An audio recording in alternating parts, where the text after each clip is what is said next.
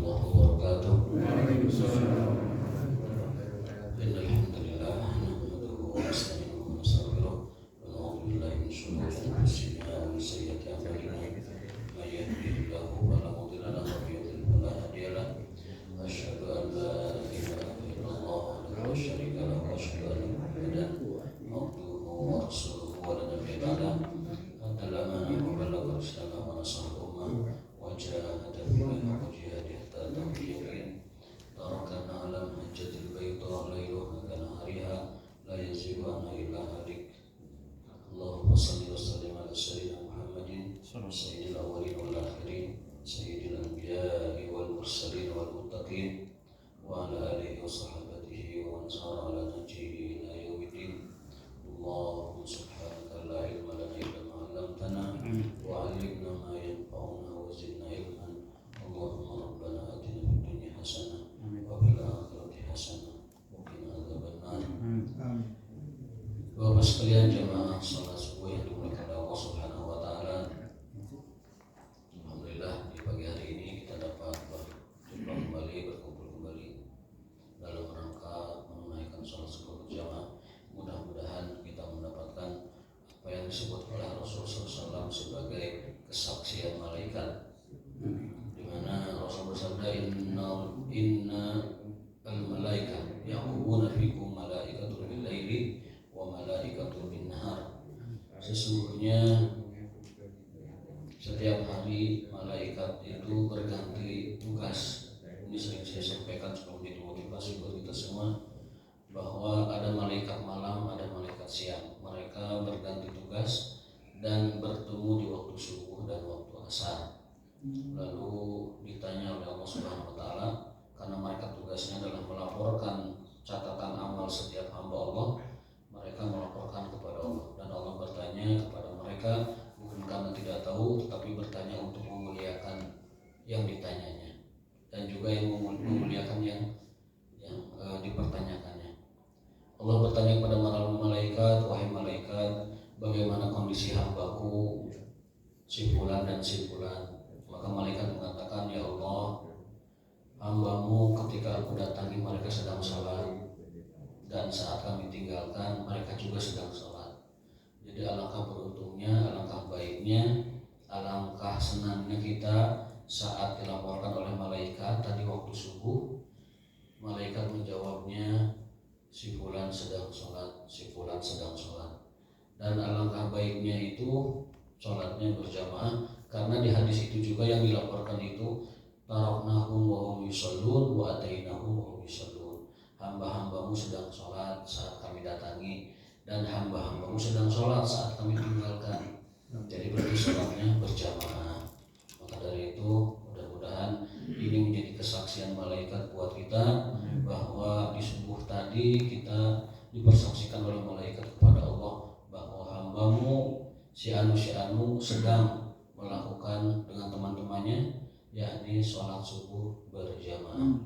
Dan juga mudah-mudahan kita juga mendapatkan apa yang dijanjikan Rasulullah SAW, man sholat subha fi jamaatin kaman sholat lailah. Barang siapa yang sholat subuh berjamaah, maka dia mendapatkan pahala sholat malam satu malam penuh.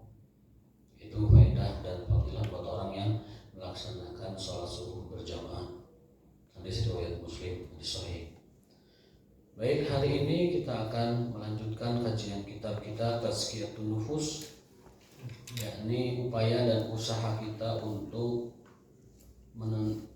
meniti dan membersihkan hati kita sebagai usaha. Karena tidak ada yang bersih hatinya tentunya. Tidak ada yang sudah bersih, yang sudah bening, yang sudah tulus, yang sudah ikhlas semua karena Allah. Belum. Kita adalah orang-orang yang berusaha berjalan menuju dan meniti kepada ridha Allah Subhanahu wa taala.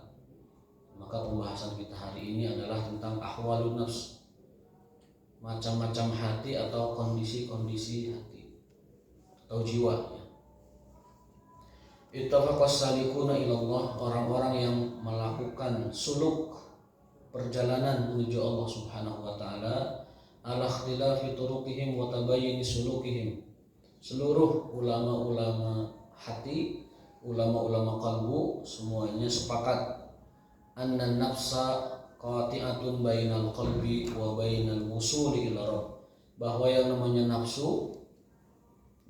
nafsu adalah hijab pemutus antara seorang manusia dengan Tuhannya. Hijab penghalang. Jadi siapapun yang berjalan meniti menuju kepada perjalanan Allah Subhanahu wa taala, maka halangan terbesar di hadapannya adalah nafsunya sendiri. Ya, suluk itu adalah semacam usaha, semacam tahapan dia berjalan, meniti perjalanan menuju Allah Subhanahu wa taala. Nah, penghalang antara dia dengan Allah itu adalah nafsunya. Di bulan Ramadan setan banyak dibelenggu, tetapi kan nafsu kita tidak dibelenggu. Setan diikat, setan dikerangkeng. Meskipun penjelasan ulama itu ada dua, yang dikerangkeng itu pembesar-pembesarnya saja, raja-raja jin, raja-raja setan, termasuk iblis itu dikerangkeng, diikat. Tetapi kerocok-kerocoknya masih bertebaran, masih ngencar. Jadi orang yang tergoda di bulan Ramadan, itu berarti kagoda ku juri-juri mula leutik, juri-juri junior gitu. Nah, mana emang ku juri SD geus gitu. Jadi ku juri SD geus kemudian ku juri can kudu ku iblis lah mana gitu ibaratnya gitu. Cukup dengan jin, dengan juri yang TK SD kita sudah tergelincir. Apalagi menurut ulama bukan hanya itu, di kerangkeng itu semuanya, baik jin besarnya marodatu syaitan dalam penjelasan itu, atau kibaru syayatin, syaitan-syaitan besar, dan juga sigorohum termasuk syaitan kecil juga, jin gede, jin kecil, iblis, dan juga kerocok-kerocoknya semuanya diikat di bulan Ramadan khusus, sehingga yang tersisa adalah nufusun nas, nafsu-nafsu manusia saja. Berarti kalau ada orang bermaksiat di bulan Ramadan itu tanpa digoda oleh jin pun dia sudah tergelincir. Itu selemah-lemahnya manusia. Untuk maksiat dia tidak perlu digoda oleh jin karena dirinya sendiri itu lemah, tidak mampu menghadapi dan mengendalikan nafsunya sendiri. Jadi dua penafsiran itu dua-duanya adalah tepat dan benar, karena di bulan Ramadan kita lebih terdorong untuk melakukan kebaikan. Lebih mudah kita melakukan kebaikan karena berbagai sebab, diantaranya adalah setan-setan penggoda, setan-setan yang menggelincirkan kita dari ketaatan itu diikat, itu dicangcang, sehingga kita lebih mudah diberikan taufik oleh Allah Ta'ala untuk melakukan ketaatan dan ibadah. Mudah-mudahan ini istiqomah sampai Idul Fitri, amin ya rabbal alamin. Jadi seluruh orang yang melakukan perjalanan menuju Allah Subhanahu wa taala, salikun dari kata salaka, orang yang namanya salik, perjalanannya namanya suluk, orang yang menuju suluk kepada Allah Subhanahu wa taala untuk menjadi ma'rifatullah, al-arif billah. Itu penghalang terbesar antara dia dengan Allah adalah hawa nafsunya. Wa annahu la yadkhul alaihi subhanahu wa la yusilu ilaihi, dan orang yang masih terbelenggu dengan hawa nafsunya, dia tidak akan sampai dan tidak akan pernah mencapai Allah Subhanahu wa taala. Wa la yusilu ilaihi illa ba'da imatatiha wa tarkiha bi mukhalafatiha, sampai ia dapat menundukkan hawa nafsunya. Makanya dalam Al-Qur'an ada dua ayat yang menerangkan afara'aita man ittakhadha ilahahu hawahu. Tahukah kamu bahwa ada orang yang menuhankan hawa nafsunya sendiri? Berarti ini pengkabaran Al-Qur'an menjelaskan kepada kita ada orang rupanya menuhankan, bukan hanya memperturutkan. Kalau menuruti mungkin sesekali, kalau menuruti mungkin hanya karena kabita, tapi ada orang memang menuhankan hawa nafsunya. Ilahahu hawahu. Kalau kita kan la ilaha illallah, tapi ada orang ilahahu hawahu, Tuhannya adalah nafsunya. Jadi ini sudah tingkatan paling luhur orang mengikuti hawa nafsunya, menjadikan nafsu sebagai Tuhannya. Dalam hadis lain, contoh misalkan Rasulullah bersabda, kalau tadi ayat ini hadis Rasulullah, beliau bersabda bahwa la yu'minu ahadukum hatta yakuna hawahu taba'an lima ji'tu bihi. Tidak sempurna iman di antara kalian sampai hawa nafsunya itu tunduk mengikuti apa yang aku bawa. Artinya hawa nafsunya dalam berbuat itu sampai tunduk kepada syariat Muhammad SAW, baru dia mendapatkan titel sebagai orang yang sempurna keimanannya. Nah, seseorang tidak akan sampai kepada Allah, tidak akan usul kepada Allah Subhanahu wa taala sampai dia dapat imatatuha, mematikan hawa nafsunya, watarkuha atau meninggalkannya, bimukhalafatiha, dengan kita menyelisihi, tidak menuruti hawa nafsu tersebut, wadhafaru biha, dan kita memenangkan peperangan abadi kita dengan hawa nafsu sampai kita sampai kepada Allah Subhanahu wa taala.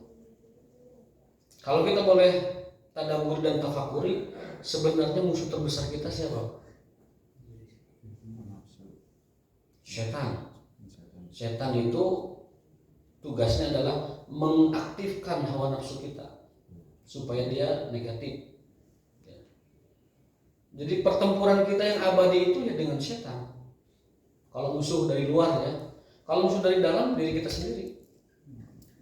Dan seluruh konspirasi, baik itu yang sifatnya kecil sampai yang besar, itu adalah antara iman dengan iblis, antara tauhid dengan iblis. Dari awal Adam diciptakan juga dengan iblis, kemudian para nabi juga sama dengan iblis. Bahkan ketika Rasulullah SAW berdakwah pun, siapa yang akan membunuh Nabi Muhammad? Iblis. Nabi Muhammad ketika itu, orang Quraisy sudah tidak punya cara bagaimana ini menghentikan dakwahnya Rasul. Bagaimana ini caranya menghentikan dakwah tauhid? Mereka kehabisan cara. Sampai akhirnya mereka rapat di tempat namanya Darun Nadwah. Itu tempat kongresnya orang-orang Quraisy. Ayat namanya istilahnya teh tempat balai pertemuannya lah gitu. Muktamar ya. Muktamar ini tempatnya itu. Mubes ya. Di situ. Gitu ya. Semua pemuka Quraisy ngumpul di situ. Semua dedengkot Quraisy ngumpul di situ. Sudah tidak sanggup lagi gimana caranya menghentikan dakwah tauhid Rasulullah. Akhirnya ketika mereka rapat, ada seorang kakek-kakek, namanya itu tidak disebut, tetapi dalam pengkabaran Jibril itu kakek itu adalah jelmaan dari iblis. Si kakek mengusulkan, udah kita bunuh saja Muhammad. Jibril langsung masih tahu Rasulullah, wahai Muhammad, rapat Quraisy menentukan bahwa engkau harus dibunuh dan mereka sedang menyiapkan cara menuju kepada kamu, pergilah. Nah, itulah Rasulullah SAW hijrah ke Madinah di malam itu. Sehingga kita mendengar kisah ada para pemuda Quraisy, para petarung Quraisy, kumpulan dari semua kabilah itu berkumpul di bawah pimpinan Abu Jahal mengepung rumahnya Rasulullah SAW. Sampai ketika beliau keluar dari rumahnya, Allah sebutkan bahwa Allah halangi pandangan mereka, ya, kemudian penglihatan mereka, dan mereka sama sekali tidak melihat Rasulullah keluar dari rumahnya. Ya. Itu yang memusuhkan adalah iblis. Maka pertempuran antara kebenaran dan kebatilan itu pertempuran antara tauhid dengan iblis. Dan tugas kita adalah mengalahkan nafsu tersebut. Karena iblis selalu berjalan seiring dengan aliran nafsu kita, aliran hawa nafsu kita. Itu juga dalil bahwa yang namanya iblis, setan, jin dapat menyerupai manusia dan makhluk lainnya. Akidah Ahlussunnah wal Jamaah sepakat bahwa yang namanya jin dan malaikat dapat menyerupai makhluk kasar. Sudah pernah saya jelaskan dulu ya. Tadi iblis menyerupai seorang kakek. Jadi kami aya nu rapat, aya nu usulna teu bener. Bohong mana iblis. Aki-aki. Ya kalau aki-aki tidak mesti. Tapi maksudnya kamu iblis. Dalam hadis al-qalbul aswad syaitan, hadis Aisyah, yang namanya anjing hitam itu adalah iblis. Al-qalbul aswad syaitan, anjing hitam adalah syaitan. Dulu juga ada di masa sahabat, ada seorang sahabat pengantin baru nikah, masih bulan madu. Ketika bulan madu ada seruan dari Rasul untuk menggali parit dalam perang Khandaq atau perang Ahzab. Atas usulan Salman Al-Farisi, para sahabat menggali parit. Ada pengantin baru masih sayang-sayangnya lagi bucin-bucinnya antara suami istri. Minta izin ya Rasulullah, hapunten abdi teh nembe nikah kamari. Hoyong uih heula izin lah sadinten 2 dinten mah moal ngagali parit. Mangga diizinkan dulu beliau orang tersebut pulang, sahabat tersebut. Dan mendapati di rumahnya istrinya sedang di luar rumah, duduk saja begitu. Hampir-hampir ditampar istrinya. Keadaan yaltomah amai daham tampar. Kenapa? Karena dalam tradisi Arab yang namanya istri gak ada suaminya nongkrong di depan pintu itu semacam aib lah begitu. Ketika mau ditampar istrinya menahannya, sabar, bang sabar, coba lihat ke dalam dulu. Pas lihat ke dalam itu ada ular besar lagi gogoleran di kasurnya. Suban kabir, ular besar gogoleran di situ. Jadi kalau ada orang yang gogoleran di kasur, kita bisa jadi jin. Lalu sahabat itu bergulat dengan ular tersebut. Dalam riwayatnya disebutkan, aku tidak tahu mana duluan yang mati. Ya, karena pada akhirnya mati itu dua-duanya. Lalu setelah itu berita itu disampaikan kepada Rasulullah SAW. Dan Rasul mengatakan bahwa itu adalah jin. Itu adalah syaitan. Jadi yang namanya syaitan dapat menyerupai makhluk yang dia inginkan. Kalau tadi orang ya. Maka kalau ada ular di rumah, usir dulu secara biasa. Wah, nggak pergi dia. Bacakan ayat kursi, nggak pergi dia. Berarti itu orang yang beneran ke sendirinya. Karena kalau orang jin dia akan pergi kalau dibacakan ayat Quran. Gitu. Jadi caranya jangan langsung dibunuh kalau bisa dibacakan dulu Quran. Jangan-jangan itu bukan orang, tapi jelmaan dari jin. Bacakan dulu Al-Quran, yang tidak pergi, lalu pakai cocolek tidak pergi, gebu gitu mah. Ayat kursi temukan, kursi langsung balangkan.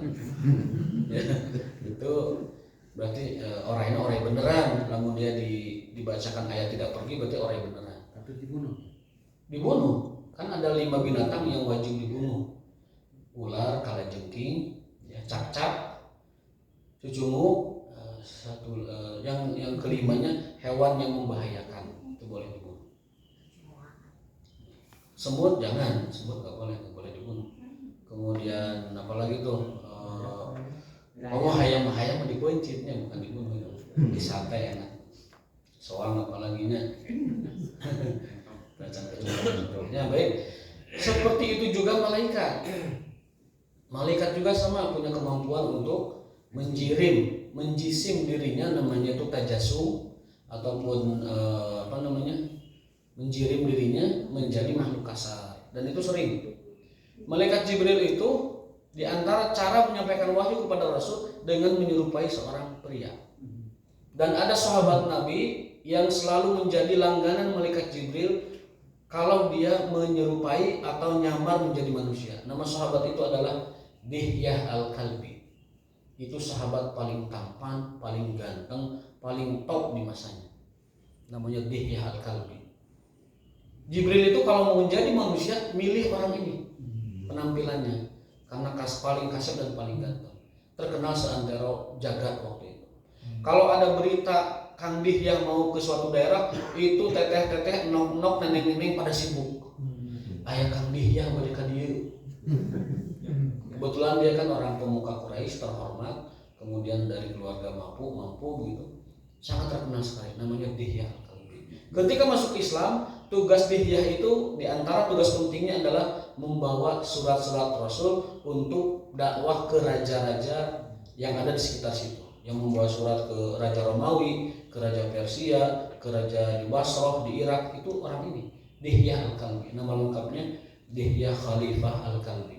Saking tampannya, menjadi pembawa suratnya Rasulullah SAW. Ini juga menjadi sebuah hikmah atau pelajaran bagi kita kalau kita ngirim utusan, ngirim delegasi, ngirim orang, cari yang berpenampilan menarik.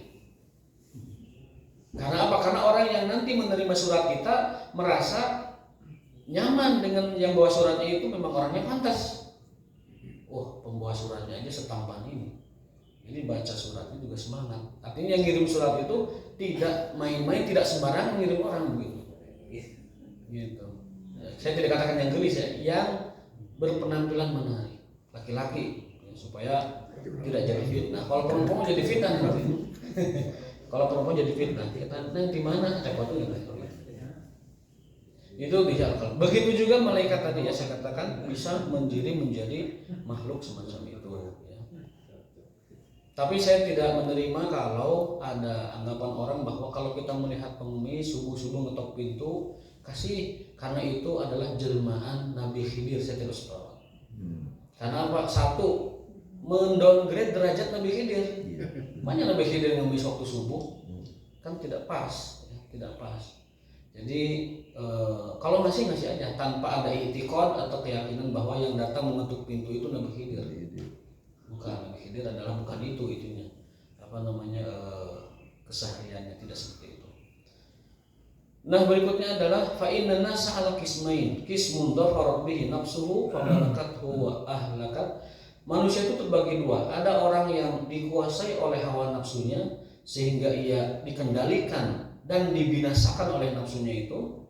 Wa qismun dhafara minha wa malaka. Ada golongan lain yang manusia itu dapat menundukkan hawa nafsunya dan mengendalikannya serta menjadikannya sebuah ketaatan kepada Allah Subhanahu wa taala. Marah itu nafsu. Tapi bagi orang yang bertakwa bisa dijadikan marah itu menjadi energi dia untuk berjuang. Marah bagi orang yang tidak beriman atau orang yang imannya lemah akan menjadi sebuah petaka. Bisa jadi orang yang dimarahinya binasa atau tersakiti, terzalimi, atau dia sendiri yang hancur dengan kemarahannya. Maka nafsu itu kalau di tangan orang beriman dia akan menjadi energi yang sangat kuat untuk melaksanakan ibadah kepada Allah SWT. Yang namanya jihad itu melawan musuh itu kan perlu kemarahan. Jihad itu perlu kemarahan. Makanya kemarahan yang diatur oleh agama dan dikendalikan oleh orang yang bertakwa, orang soleh, menjadi energi untuk dia berjuang di jalan Allah. Ya, mengalahkan orang Quraisy, mengalahkan orang kafir, menaklukkan Romawi, menaklukkan Persia, itu butuh kemarahan di jiwa. Dan kemarahan yang menjadi energi ketaatan itu adalah nafsu yang ditundukkan dan menjadi energi. Nafsu kita ingin meraih keduniaan, misalkan dengan harta benda atau lain sebagainya. Tapi kalau itu jadi energi buat jiwa, saya harus menjadi kaya raya agar saya dapat menolong banyak orang dengan kekayaan saya.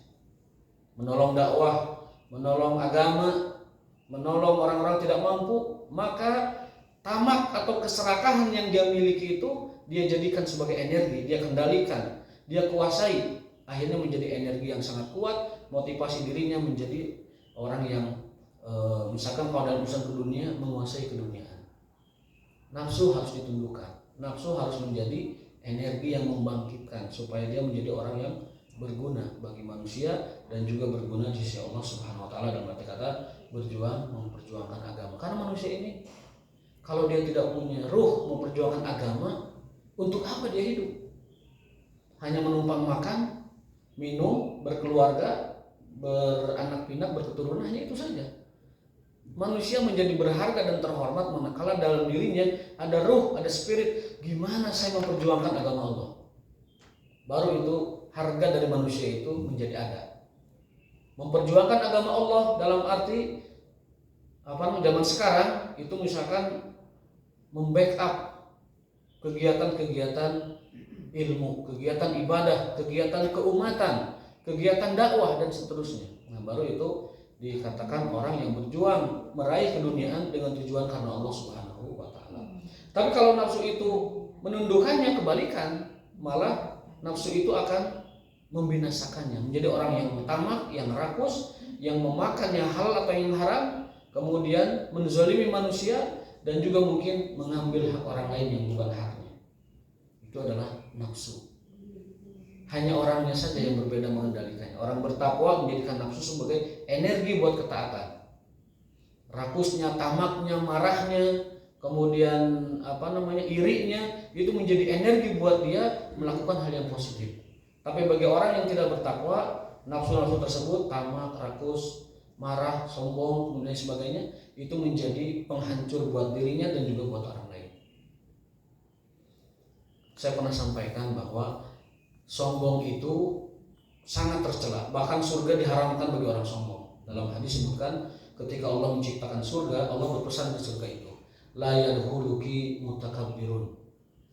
Hei surga, aku telah menciptakanmu, jangan sampai kau dimasuki oleh orang sombong. Itu surga. Makanya ada hadis, la yadkhulul jannata, tidak akan masuk surga man kana fi qalbihi, yang ada dalam hatinya misqala dzarratin min kibrin, ada sebiji sawi kesombongan.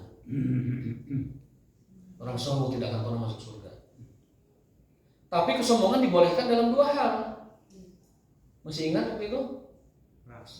Apa? Satu, perang. Yang kedua, sedekah.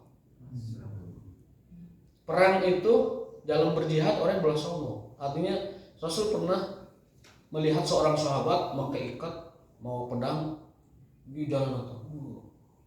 Jeger. Kata Rasul, hadhil misyah yabdughu rahman.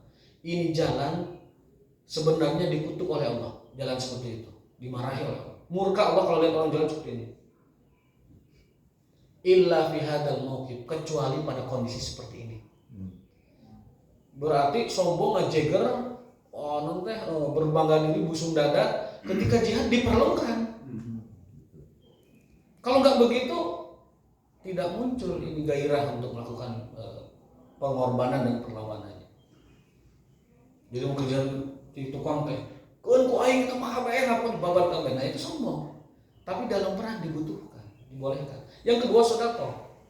Dalam hadis Ibnu Khuzaimah, Sahih Ibnu Khuzaimah mengatakan bahwa Rasul pernah bersabda, kesombongan itu tidak diperbolehkan kecuali dua kondisi. Satu ketika jihad, yang kedua sedekah. Artinya orang bersombong, berbangga diri, palo-palo sedekah dibolehkan.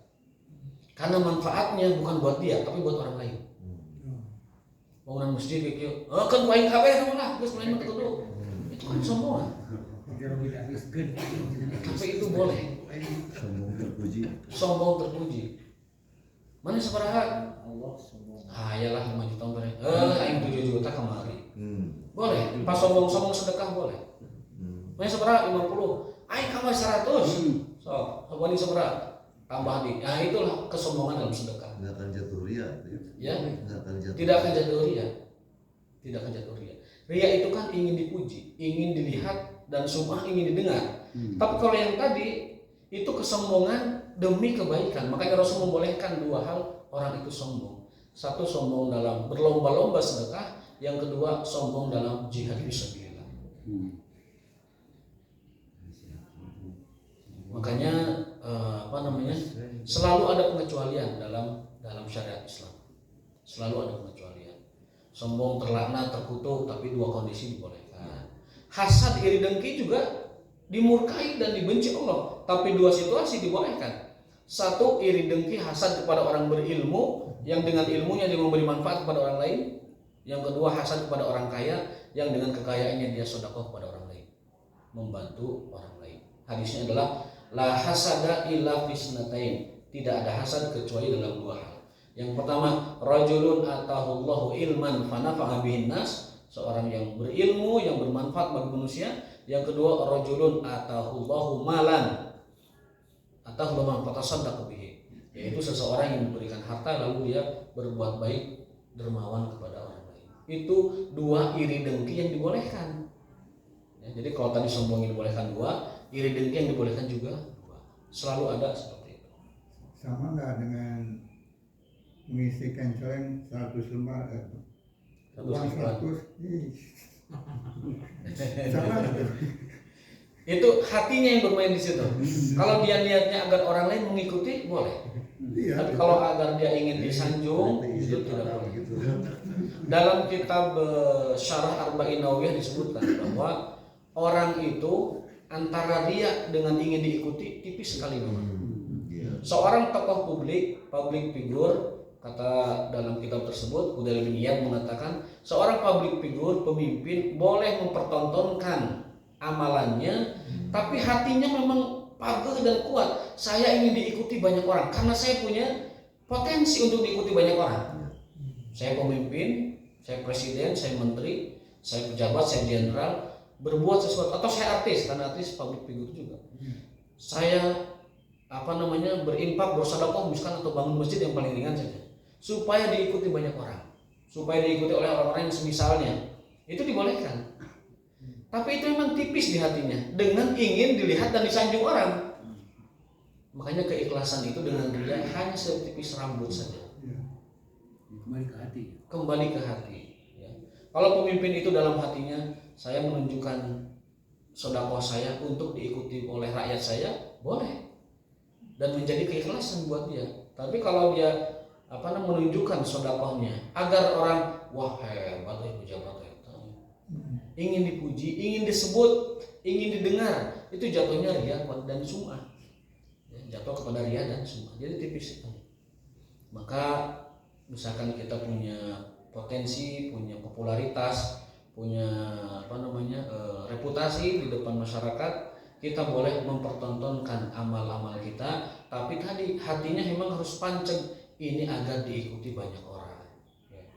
Diikuti banyak orang. Nah, seperti tadi kata Pak Haji Hikmat, kalau misalkan sedekah orang mau penggedean atas 100 misalkan. Kalau niatnya diikuti, ingin diikuti tidak apa-apa. Tapi kalau inginnya dilihat, wah hebat ini 100 itu, ini jatuhnya ria. Jadi kembali kepada hati kita. Innamal a'malu binniyat wa innamal likulli imri'in ma nawa. Sesungguhnya setiap amalan itu tergantung niatnya. Niatnya ria, niatnya ikhlas.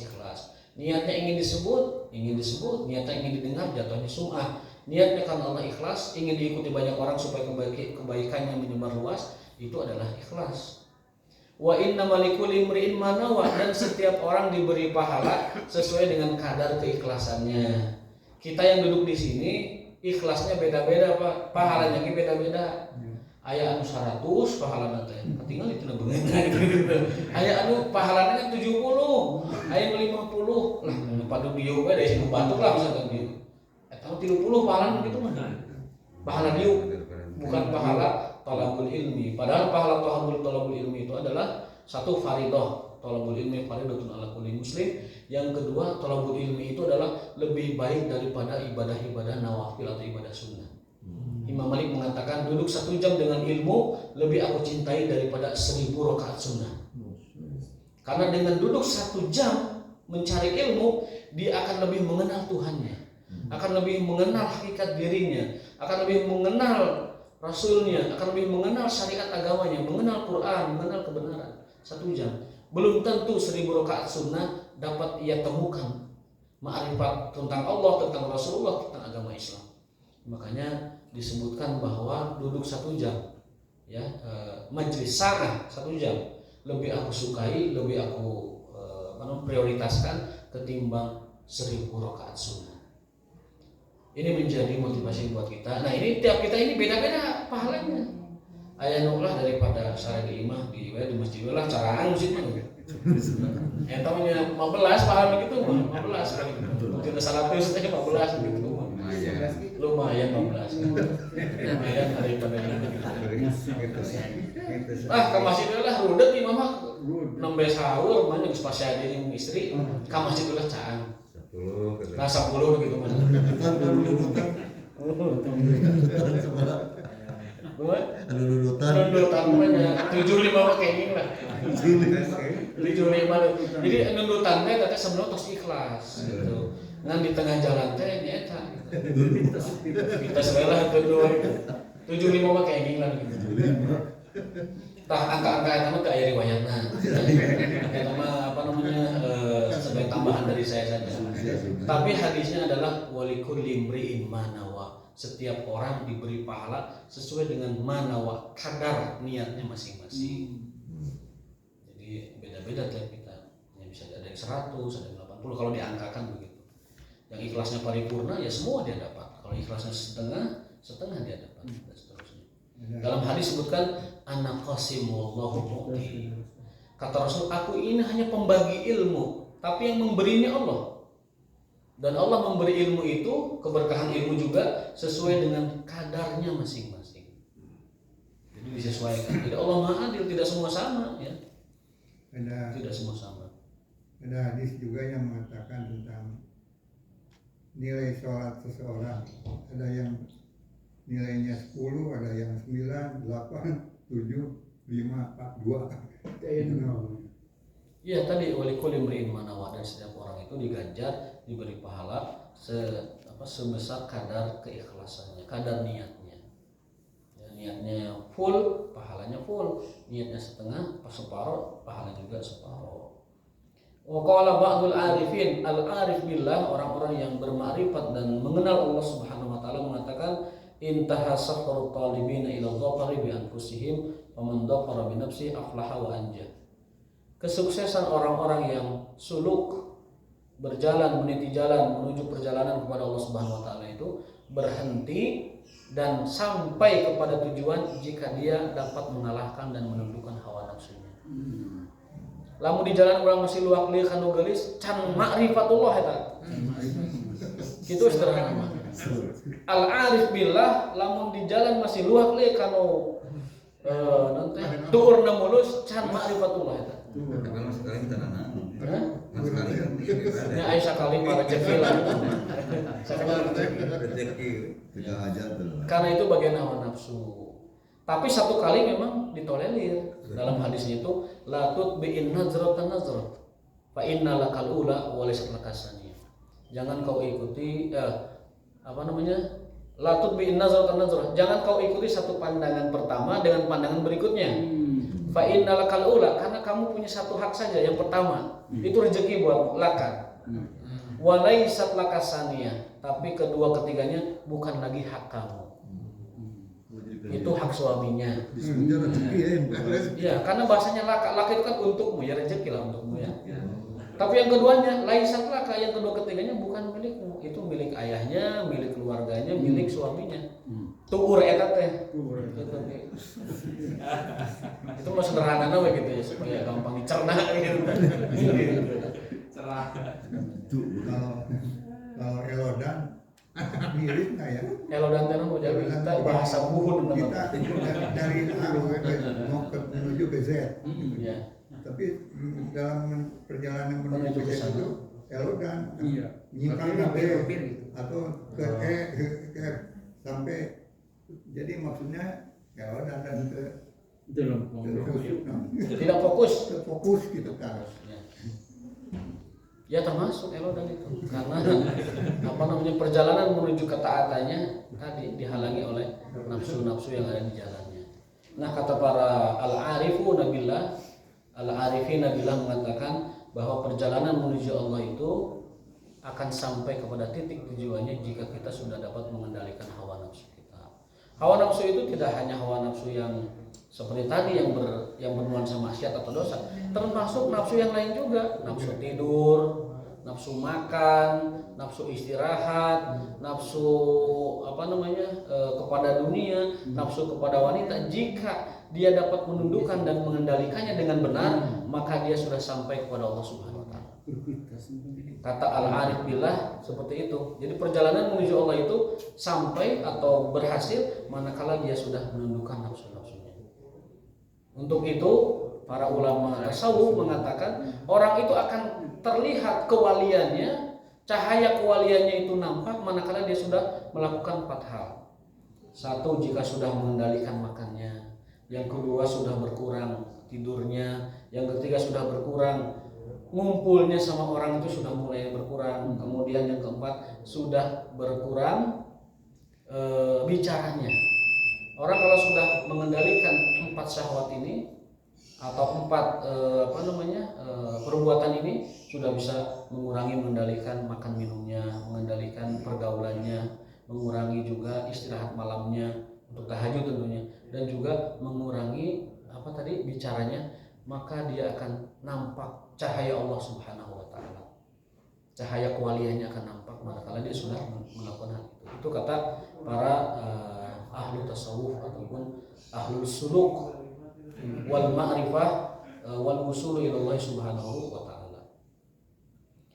Faman dzafara bi nafsihi aflaha, orang yang dapat memenangkan dirinya dari nafsunya, aflaha wa anja, dia akan beruntung dan selamat. Wa man dzafarat bihi nafsuhu, kan tetapi kalau dia yang dikalahkan, dikendalikan oleh nafsunya, khasira dzalik, dia akan merugi, wa halaka, dan binasa. Qala Allah Ta'ala, Allah berfirman, wa amma man tagha wa athara al-hayata ad-dunya fa innal jahima hiyal ma'wa. Orang-orang yang togo berbuat bersewenang-wenang, berlebihan, wa asaral hayatad dunya, dan lebih memprioritaskan dunianya, fa innal jahima hiyal ma'wa. Maka jahimlah, nerakalah tempat kembalinya. Wa amma man khafa maqama rabbih, adapun orang yang takut kepada Allah, wa nahan nafs anil hawa, dan menahan dirinya dari hawa nafsu, artinya mengambil yang sekedarnya saja yang halal. Fa innal jannata hiyal ma'wa, maka baginya adalah surga ma'wa. Al-Quran surat An-Nazi'at ya, ayat 37 sampai 40. Bagi orang yang sewenang-wenang kemudian dia memikirkan dunia lebih dari akhiratnya, maka jahim hiyal ma'wa, jahimlah tempat kembalinya. Sebaliknya, orang yang takut kepada Allah lalu mengendalikan tadi nafsu-nafsunya, jannata hiyal ma'wa, maka baginya adalah surga tempat kembalinya, surga ma'wa ya. Insyaallah berikutnya kita akan mempelajari tentang anwa'un nufus, macam-macam nafsu. Satu adalah nafsul mutmainnah, hati yang mutmainnah, ini hatinya orang beriman, jiwanya orang-orang beriman, sehingga Allah memanggilnya secara lembut, ya ayyatuhan nafsul mutmainnah irji'i, kembalilah kepada Allah, ila rabbika radiyatan mardiyah, secara diridhoi dan dia pun ridho kepadanya, pada Allah SWT. Yang kedua nafsul lawamah. Nafsul lawamah ini nafsunya orang-orang kebanyakan. Lawamah itu dari kata laum, menyesal dan kaduhung gitu. Ini seperti kita nih lawamah ini. Aduh tadi lamun saya sholat subuh ke masjid ngomong dan kata lawamah gitu. Jadi imannya kuat tetapi dia dikalahkan nafsunya. Mun tadi teu sare mah saya di masjid. Nah gitu. Itu seperti lawamah, mencela dirinya karena sebenarnya ingin tuh berbuat baik tapi nafsunya menghalanginya. Duh kamari mengiringan sodakohnya saya juga. Tah, orang beriman itu lawamahnya seperti itu. Jadi hatinya ingin berbuat baik tapi nafsunya menghalanginya. Itu nafsu lawamah. Hoyong tadarus sama satu malam satu juz, tapi terhalang nafsunya tibra misalkan. Pagi-pagi dia menyesal, aduh tadi malam saya nggak tadarus. Nah itu nafsu lawamah, mencela dirinya karena ada perbuatan baik yang dia inginkan namun dia tidak dilaksanakan karena nafsunya itu. Yang terakhir nafsul ammarah. Nafsul ammarah itu nafsu yang sering menggiring-giring kepada keburukan. Karena Al-Quran mengatakan innan nafsala ammaratun bisu, sesungguhnya jiwa manusia cenderungnya itu kepada keburukan. Manusia itu kecenderungan jiwanya ingin melanggar. Itu fitrah. Fitrah. Lagu beureum hayang hejo. Beureum itu buat terobos, ya kan? Hoyong nu halal misalkan apa, tapi inginnya yang agak haram-haram sedikit. Gitu. Itu namanya inna nafsa la ammaratun bisu. Sesungguhnya nafsu itu, jiwa itu cenderungnya melanggar. Maka agama mengatur itu supaya nafsu yang cenderungnya melanggar itu tidak melanggar. Adam juga begitu tergodanya. Aduh, jigana eta tetangkalan teh sae. Jadi, ke sana kecenderungannya. Padahal ada itu. Ibu-ibu tuh santosan. Oh iya, mangga. Karena sudah jadwalnya jam 6, jadwal ibu-ibu, mohon maaf atas pertambahan waktunya. Karena tidak terasa kalau ngaji itu ya enak begitu. Wallahu ta'ala bisawab wa ta'ala bi muradihi wa ma taufiqun illa billah. Kita cukup sampai di sini. Subhanakallahumma wa bihamdika asyhadu an la ilaha illa anta astaghfiruka wa atubu ilaik. Wassalamualaikum warahmatullahi wabarakatuh.